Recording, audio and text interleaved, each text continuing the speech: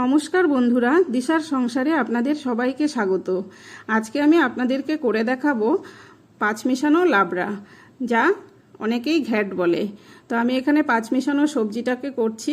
কড়াতে আমি তেল দিয়ে দিলাম পরিমাণ মতো, দিয়ে এখন দুটো শুকনো লঙ্কা দিয়েছি ফোড়নে, আর দিয়ে দিব পরিমাণ মতো পাঁচ ফোড়ন, দিয়ে দিলাম কিছুটা আদা, থেতো করা আদা দিয়েছি এখানে, আর দিয়েছি দুটো তেজপাতা, দিয়ে নেড়ে চেড়ে এখন আমি এই কেটে ধুয়ে রেখেছিলাম সবজিগুলো এখন ঢেলে দিলাম।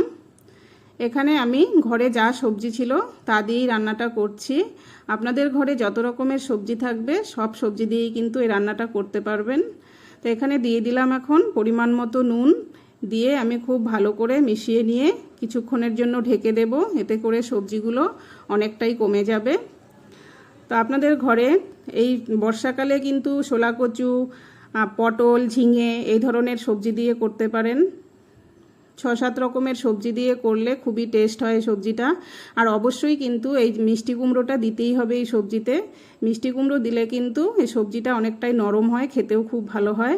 তো এর মধ্যে এখন আমি দিয়ে দিলাম সামান্য হলুদ গুঁড়ো, লঙ্কা গুঁড়ো আর জিরে গুঁড়ো, দিয়ে কিন্তু আমি আবারও দেখুন নেড়ে চেড়ে নিচ্ছি। একটু সবজিগুলোর সাথে সব মিশিয়ে দিচ্ছি, মশলাটা মিশিয়ে দিয়ে আমি আবারও 5 মিনিটের জন্য ঢেকে দেব। তো এখন ঢাকনাটা তুলে নিয়ে দেখুন কত জল বেরিয়েছে। ঢাকনাটা তুলে নিয়ে এখন আমি আবারও একটু নেড়ে চেড়ে নিচ্ছি। এই সবজি থেকে যে জল বেরিয়েছে এই জলেই কিন্তু সবজিগুলো সেদ্ধ হয়ে যাবে। এখানে আমি এখন দিয়ে দিলাম স্বাদমতো চিনি। নিরামিষ সবজি কিন্তু একটু চিনি ছাড়া হয় না, একটু মিষ্টি মিষ্টি খেতেই কিন্তু ভালো লাগে। আপনারা যারা শনি, মঙ্গলবার, বৃহস্পতিবার নিরামিষ খান, এই সবজিটা কিন্তু আপনাদের মেনুতে রাখতেই পারেন।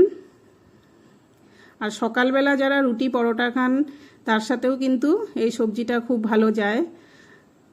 সকালবেলার খাওয়ার সাথে রুটি পরোটার সাথে এই সবজিটা করলে পরে যতটা থেকে যাবে খাওয়ার পর, সেটা কিন্তু আপনারা দুপুরবেলাও ভাত দিয়ে এটাকে ট্রাই করতে পারবেন।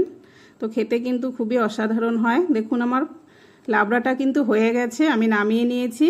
আমার এই রেসিপিটি আপনাদের ভালো লাগলে লাইক, কমেন্ট, শেয়ার করবেন আর পেজটিকে অবশ্যই ফলো করবেন।